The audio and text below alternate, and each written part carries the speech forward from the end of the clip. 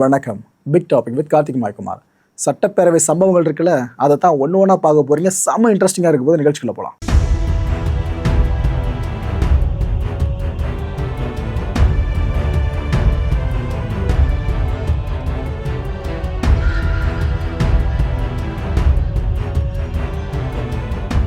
எத்தனை கட்சிகள் ஆட்சிக்கு வந்தாலும் சரி, மக்கள் எவ்வளோ முறை சொன்னாலும் சரி, ஒரு சில விஷயங்களை மாற்றிக்கவே மாட்டுறாங்க. அதாவது பேரவையில் ஆக்கப்பூர்வமான நிகழ்வுகளை நடத்தினா எல்லாரும் வரவேற்கலாம். எப்போ பார்த்தாலும் புகழ்ந்துக்கிட்டே இருந்தால் எதுக்கு? உங்களுடைய இருப்பை தக்க வச்சுக்க விரும்புகிறீங்களா? இல்லை நம்மளை அமைச்சர் போயிட்டு தூக்கிட மாட்டாங்கப்பா, அதனால நம்ம புகழ்ந்துட்டே இருப்போம் எப்படின்னு விரும்புகிறீங்களா? இல்லை சிஎம் விஜய் அவர்கள் நீங்கள் புகழ கேட்டு ரொம்ப சந்தோஷப்படுறாப்புல அப்படின்னு நினைக்கிறீங்களா? தெரியல. அமைச்சர் சரத் இருக்கார்ல, வழக்கம் போல முதல்வரை புகழ ஆரம்பிச்சிட்டாருங்க பேரவையில். ஒரு கட்டத்தில் அவைத்தலைவர் குறுக்கிட்டதுக்கு பிற்பாடு தான் அமைச்சர் தன்னோட ரூட்டையே மாற்றினார். முதல்வரே இதெல்லாம் விரும்புகிறாருன்ற மாதிரி ஒரு மாய பிம்பம் இருக்குல்ல, இதை முதல்ல உடைக்கணும். எனக்கு நல்லா தெரியும் சிஎம் அவர்கள் சார் இவ்வளோ ஃபாலோ பண்ணதுனால சொல்கிறேன், இந்தளவுக்கு புகழ்ச்சி அந்த மனுஷன் விரும்ப மாட்டார் தான் நினைக்கிறேன். ஏன்னா சினிமாவில் அவங்க பார்க்காத புகழ்ச்சியா? பேரவைக்குள்ளே நீங்களாம் இந்தளவுக்கு வாயார புகழ்ந்துட்டா அவருடைய சிலாகிச்சு போகிறதுக்கு எதுக்கு இதெல்லாம் டைம் வேஸ்ட் பண்ணிக்கிட்டு? இந்த விஷயத்தை சிஎம் அவர்கள் கொஞ்சம் கடிஞ்சு சொன்னாலும் சிறப்பாக இருக்கும். ஏன்னா இதுக்கு முன்னாடி ஆண்டவங்க மாதிரி நாங்கள் ஆள மாட்டோம்னு சொல்கிறீங்கனாக்கா இந்த விஷயம் பேசிக்கு. இந்த புகழ்ச்சியை முகத்துக்கு முன்னாடி பாடி அந்த துதிப்பாடலை கேட்டு ரசிக்கிற நிலைமைக்கு இல்லைன்றதை நான் முழுசாக நம்புகிறேன். ஸோ ஒரு இன்ஸ்ட்ரக்ஷனை கொடுத்தா நல்லாயிருக்கும் சிஎம் உங்களுக்கு. எடுத்த காரியம் யாவிலும் வெற்றி, எங்கு நோக்கினும் வெற்றி, விடுத்த வாய்மொழிக்கு வெற்றி என்னும் எண்ணங்கள் அனைத்திலும் வெற்றி, எங்கும் வெற்றி எதிலும் வெற்றி, எங்கும் வெற்றி எதிலும் வெற்றி என பேனாவில் மெய்போட்டு எழுதாமல் மெய்போட்டு எழுதிய பாரதியின் வரிகளுக்கு வெற்றியின் முகமாய் வெற்றியின் முகவரியாய் தமிழக வெற்றி கழகத்தின் தன்னிகரில்லா தலைவா, எங்களை ஆளும் தமிழகத்தின் தவப்புதல்வா, தங்கள் பாதம் பணிந்து அமைச்சர் அப்புறம் நீங்க அமைச்சர் இங்க பாருங்க. மனிதவள மேலாண்மை துறை மானிய கோரிக்கை எண் 35. மாண்புமிகு பேரவைத் தலைவர் அவர்களே, மனிதவள மேலாண்மை துறை கோரிக்கை எண் 35 கீழ் வருவாய் கணக்கில் ரூபாய் 202 கோடியே 27,96,000, மூலதன கணக்கில் ரூபாய் 53 கோடியே 5,83,000 மற்றும் கடன் கணக்கில் ரூபாய் 3 கோடி ஆகியவற்றிற்கு மேற்படாத தொகைகள் அரசுக்கு வழங்க வேண்டும் என்று கோருகிறேன். கலர் பார்த்தீங்களா? மஞ்சள் சிவப்பு. எந்த கட்சியோட கொடி நேரம்? சரி, ரைட்டு. தாவேக்கா எம்எல்ஏவான தாஹிரா இவங்க எழுந்து அடுக்கு மொழியில் பேச ஆரம்பித்தாங்க. வாயால் வடை சுட்ட காலம் மாறிடுச்சு. பார்ட்டி ஃபண்டு அப்படின்ற வார்த்தையை ஒழிச்ச பார்ட்டி லீடரு எங்கள் தலைவர். பேசுங்க முதல்வர் அப்படின்னு சொன்ன அந்த கூட்டம் ஓடுது அப்படின்ற மாதிரி கிட்டத்தட்ட சினிமா பஞ்ச் மாதிரி பேசியிருந்தாங்க. ஒரு விரல் புரட்சி தொடங்கி அத்தனை விசில் சத்தத்தின் மூலம் கொள்ளையற்ற கொள்ளையர்களை கொத்தடிமை கூட்டங்களை கொத்தாக வெளியேற்றிய கெத்தாக கோட் சூட் அணிந்த அவையில் அமர்ந்திருப்பவர் எங்கள் புரட்சி தளபதி மாண்புமிகு முதல்வர் அவர்கள். அன்று மாண்புமிக மாணவராய் திரையில் கண்டோம், இன்று மாண்புமிகு முதல்வராய் அவையில் கண்டோம். இந்த நேரையில் காணும் எந்த பாக்கியம் செய்தவோ எந்த தவம் செய்தவோம் தெரியலை, கடவுளுக்கும் நன்றி சொல்கிறோம். வாயால் வடை சுற்றும் காலம் மாறி சுட்ட வடையை சுவையான வடையை சுட சுட கையில் கொடுக்கும் காலம் இது.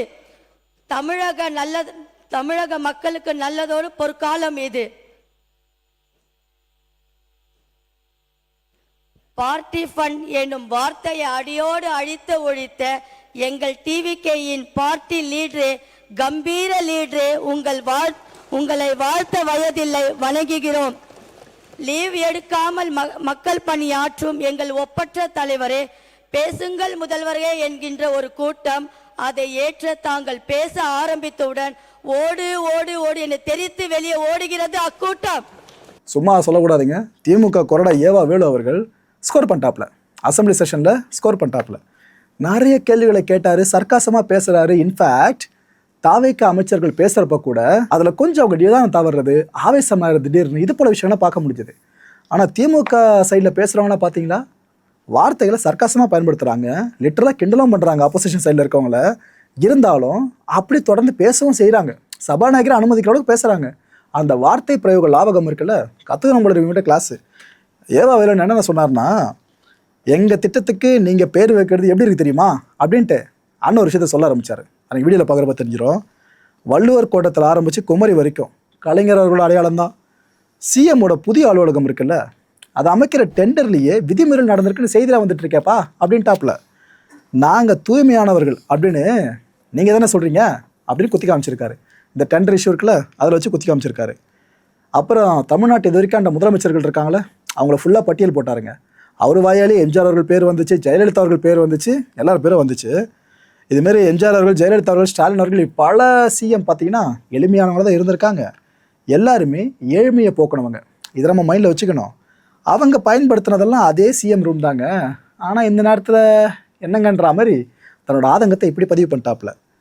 பெரியாரை கொள்கை தலைவர் அப்படின்னு சொல்கிறீங்க, ஆனால் கோயம்புத்தூரில் பெரியார் நூலகம் கட்டி இவ்வளோ நாள் கலாட்சியில் எதுக்காக இன்னும் திறக்காமல் இருக்கீங்க அப்படின்னு கேட்டுட்டு இது அரசோட பார்வைக்கு கொண்டு வர, அவ்வளோதான்.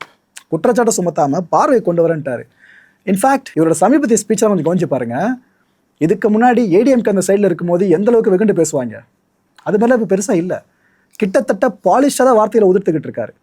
ஏதோ சரி அமைச்சர்களாக இருக்கோம், நம்ம தெரிஞ்சவங்க தான், நாளை பின்ன எதனா உதவுவாங்கன்ற நம்பிக்கை இருக்கோ என்னவோ தெரியல, பாலிஷான வார்த்தைகள் வந்துக்கிட்டு இருக்கு. ஆனால் இப்போ பார்த்தீங்கன்னா திமுக வர்சஸ் அதிமுக மாதிரிலாம் எனக்கு தெரியல. அசம்பிளியை ஃபாலோ பண்ணுறதுனால அவங்க இணக்கமாக தான் செயல்பட்டு இருக்க மாதிரி இருக்குது.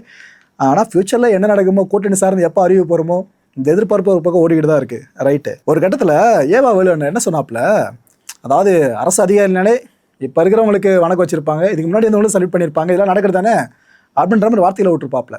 அப்போ சபாநாயகர் இடமறிச்சு, அரசு அதிகாரிகள் இப்போ உங்களுக்கு சலாம்னு சொன்னீங்களே, அதை மட்டும் அவை குறிப்பில் நீக்கிடுறேன் அப்படின்னு சொன்னாருங்க. ஓகேவா? சொன்னதுமே ஏவா வேலுவர்கள் என்ன தெரியுமா ரியாக்ட் பண்ணாரு, ஆகா ஓகோலாம் குதிக்கல, நீங்கள் எதை செஞ்சாலும் நியாயமாக தான் செய்வீங்க, எடுத்துருங்க அப்படின்ட்டாரு. சொல்லிட்டு சிரிச்சார் பாருங்க. அதை பார்த்துட்டு சபாநாயகர் சிரிக்க ஆரம்பிச்சிட்டாரு. இதை பார்த்துட்டு சிஎம்ஐ சிரிக்க ஆரம்பிச்சிட்டாரு. ஏன்னா ஏவா வேலு அவர்கள் கிண்டல் பண்ணியிருக்காப்புல, சபாநாயகருக்கு தெரியாமல் ஒரு மாதிரி போகிற போக்கில் அப்படி லைட்டாக தொட்டு போயிருக்காப்புல. அதாவது நீங்கள் செஞ்சால் ஏதோ வந்து நியாயமாக தான் இருக்குன்ற மாதிரி இந்த வார்த்தை அவர் சொல்கிற மாடுலேஷன் இருக்குல்ல, அதை கேட்கும்போது உங்களுக்கே புரியுது என்ன சொல்ல வரான்னு சொல்லிட்டு. ஆனால் சபாநாயகரே கலாய்க்கிற திறமெல்லாம் அந்த வேலைக்கிட்ட மட்டும் தான் இருக்கும் போல இருக்கு. அதை விட நீங்களே பாருங்களேன், பார்த்தா உங்களுக்கே புரியும் நான் சொன்ன விஷயங்கள் எந்த அளவுக்கு அங்கே நகைப்புள்ளதாக நடந்திருக்குன்னு. இன்றைக்கு தமிழ்நாட்டினுடைய தலைநகராக இருக்கிற சென்னையில் இருக்கிற வள்ளூர் கோட்டத்திலிருந்து குமரிமலையில் இருக்கிற 133 அடி சிலை இருக்கிறது பார். இது இடப்பட்டு இருக்கிற மாநகராட்சியாக இருக்கலாம், நகராட்சியாக இருக்கலாம், ஊராட்சிகளாக இருக்கலாம். ஆக இந்த இடங்களெல்லாம் அண்ணன் கலைஞருடைய அடையாளம் இல்லாத ஊரே கிடையாது என்ற அடிப்படையில் இந்த புத்தகத்தில் அப்படித்தான் குறிப்பிடப்பட்டிருக்கிறது.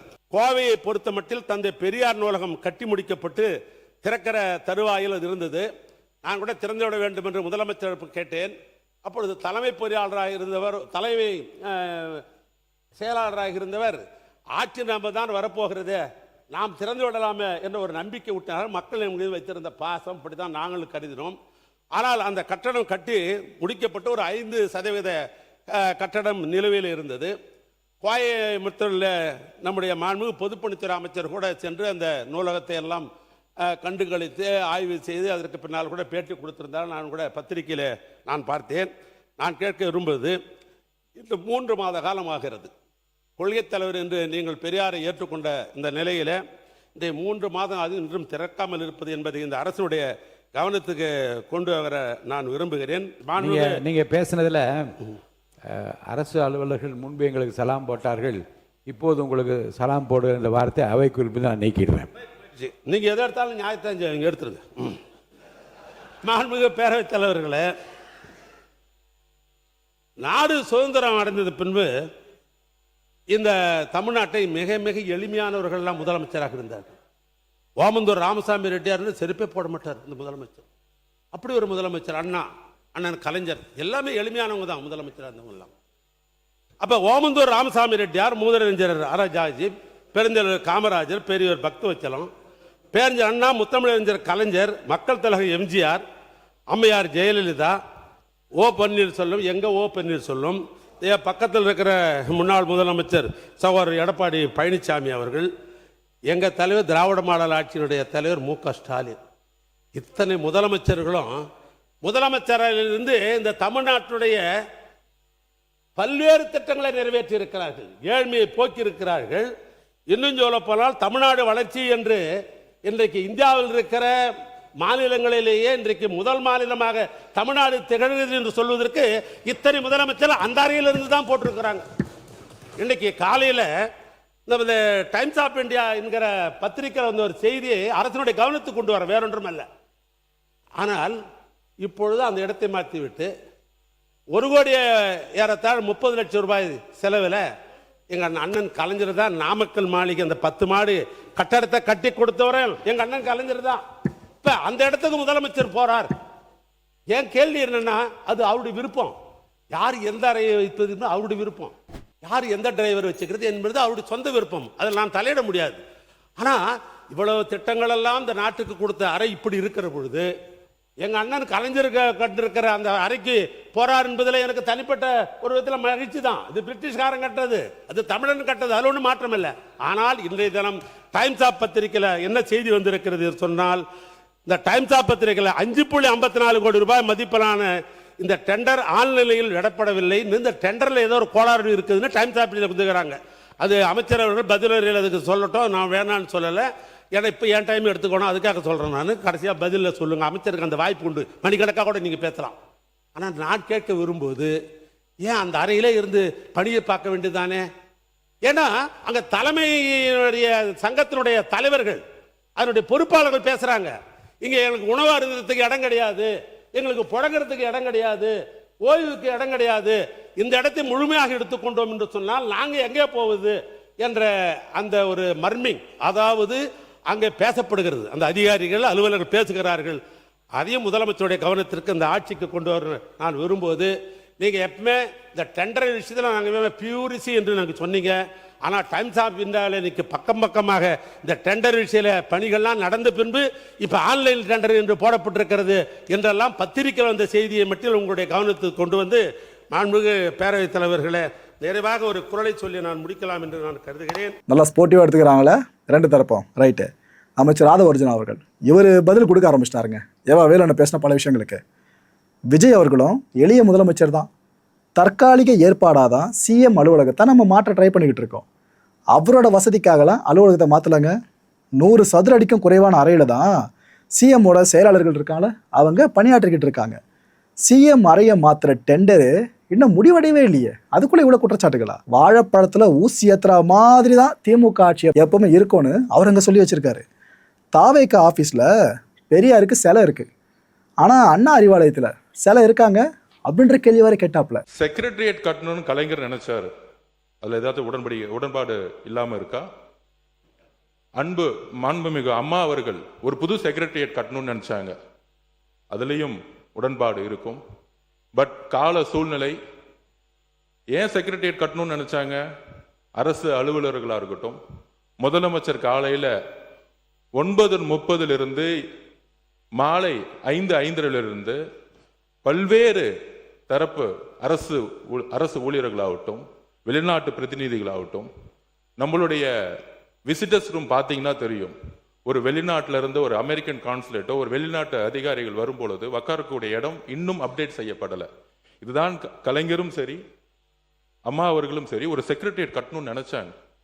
அப்ப முதலமைச்சருடைய வேலைப்பளு புதிய திட்டங்களுக்காக அவரை சுத்தி கிட்டத்தட்ட ஒரு 200 பேர் இன்னைக்கு ஒரு நியூ விஷன், ஒரு புதிய மாற்றத்தை உருவாக்க, ஒரு நியூ ரீஸ்ட்ரக்சருக்காக தன்னுடைய அலுவலகத்தை எல்லோரும் அமரக்கூடிய, முதலமைச்சர் தான் மட்டும் நல்ல ரூம்ல உட்கார்ந்தா பார்த்தாது, அங்க இருக்கக்கூடிய நீங்க பாத்தீங்கன்னா தெரியும், இப்ப கூட நீங்க உள்ள வரலாம், S1 S2 முதலமைச்சருடைய S1 S2 S3 S4 ஒரு 100 ஸ்கொயர் ஃபீட் கூட இல்லாத ஒரு ரூம்ல உட்கார்ந்து அவங்க வேலை பார்த்துட்டு இருக்காங்க. அப்ப முதலமைச்சருடைய பரந்த உள்ளம் அனைத்து அதிகாரிகளுக்கும் ஒரு நல்ல வசதியான இடம் வேண்டும் என்கின்ற ஒரு உணர்வுடன் தான் தன்னுடைய அலுவலகத்தை அவரை சுத்தி கிட்டத்தட்ட 80 பேர் உட்கார்ந்து வேலை பார்க்கும்போது அங்க சரியான கழிவறை வசதி கூட கிடையாது. நீங்கள் இப்பொழுதும் போய் பார்க்கலாம்.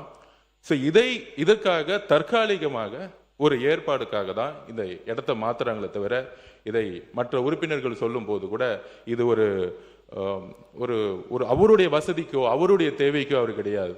அவரு இன்னைக்கும் சொல்றோம், நாங்க கேம்பெயின் போகும்போது ஒரு சாதாரண ஹோட்டல்ல ஏன் வண்டிலேயே வேன்லயே படுத்துட்டு சாப்பிட்டு அங்கேயே ஒரு 2 மணி நேரம் இருந்துட்டு போறக்கூடிய ஒரு எளிமையான முதல்வர் எங்களுடைய முதல்வர்.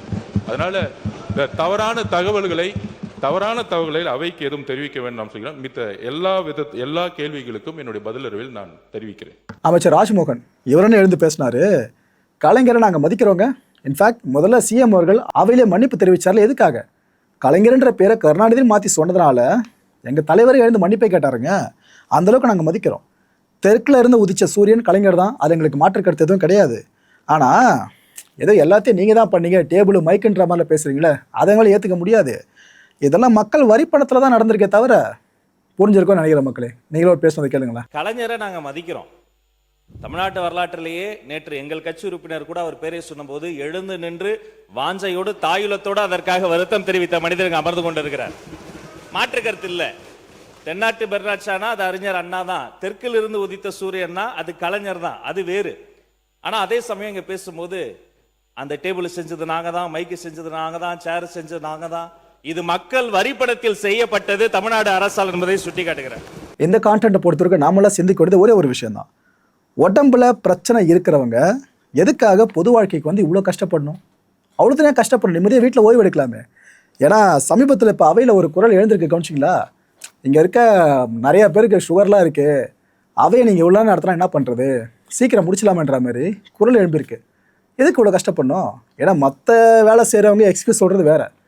அரசில் அங்கமாக வகிக்கிறவங்கள கேள்வி கேட்குற இடத்துல இருக்கீங்கன்னா எக்ஸ்கியூஸ் நீங்கள் சொல்லக்கூடாது. அந்தளவுக்கு நீங்கள் காரணம் தேட ஆரம்பிச்சிட்டிங்க அப்படின்னா ரொம்ப கஷ்டம், ரொம்ப ரொம்ப கஷ்டம். இதுதான் சொல்கிறேன், உடம்பு முடியலையா, வயசாகிட்டு இருக்கா, வீட்டில் ஓய்வு எடுக்கலாம். எதுக்கு அரசியல் ஆசை, அரசியலில் பவர் வேணுன்ற ஆசை, அரசியல் பவரில் இருக்கிறவங்களை எதிர்த்து கேட்கணும்னு ஆசை, எதுக்கு யோசிச்சு பாருங்கள். ஏன்னா தமிழக அரசியல் புரட்டி போடப்பட்டாச்சு, இளைஞர்களோட வரத்தை அதிகமாக ஆரம்பிச்சிருச்சு, லைவாக எல்லோரும் பார்க்கவும் ஆரம்பிச்சிட்டாங்க பேரவை நிகழ்வுகளை. அங்கே இது போல் காரணம்லாம் சொல்லிக்கிட்டு என் மனசுக்குள்ளபடியே அது ஒப்பலை. உங்கள் மனசு இறந்து மக்கள் நீங்களே கேட்டு பார்க்கலாம். அடுத்த நிகழ்ச்சி சந்திக்கலாம். நன்றி, வணக்கம். வணக்கம். நம்ம மாயம் ஸ்டுடியோஸ் யூடியூப் சேனலில் ஒரு நாளைக்கு 5 வீடியோஸ் போஸ்ட் பண்ணிட்டு இருக்கோம். எல்லா வீடியோஸ்க்கான நோட்டிஃபிகேஷன் உங்களுக்கு வரணும்னாக்கா சேனலை சப்ஸ்கிரைப் பண்ணிட்டு கீழே ஒரு பெல் ஐக்கான் இருக்கும், ஆல் நோட்டிஃபிகேஷன், அதை கிளிக் பண்ணிடுங்க. அதை கிளிக் பண்ணால் மட்டும்தான் நான் போடுற வீடியோஸ் ஒன்று நீங்கள் பார்க்க முடியும். அண்ட் மாயம் ஸ்டுடியோஸ் போலவே மாயம் பக்தி அண்ட் மாயம் லைஃப் ஸ்டைல் இந்த சேனல்ஸையும் சப்ஸ்கிரைப் பண்ணிடுங்க. சப்ஸ்கிரைப் பண்ணிட்டு மறக்காம பெல் ஐக்கானை கிளிக் பண்ணிடுங்க, ஆல் நோட்டிஃபிகேஷன் கொடுத்துருங்க. யூடியூபை தாண்டி அடுத்தடுத்த அப்டேட்ஸ் நீங்க தெரிஞ்சுக்கணும் அப்படின்னா நம்ம மாயம் ட்ரெண்ட்ஸ் ஃபேஸ்புக் பேஜை ஃபாலோ பண்ணிடுங்க. கூடவே மாயம் ஸ்டுடியோஸ் 9 என்ற இன்ஸ்டாகிராம் பேஜையும் ஃபாலோ பண்ணிக்கங்க. இது எல்லாத்துக்கான லிங்க்ஸையும் கீழே டிஸ்கிரிப்ஷன் பாக்ஸ்ல கொடுத்துருக்கேன். நன்றி.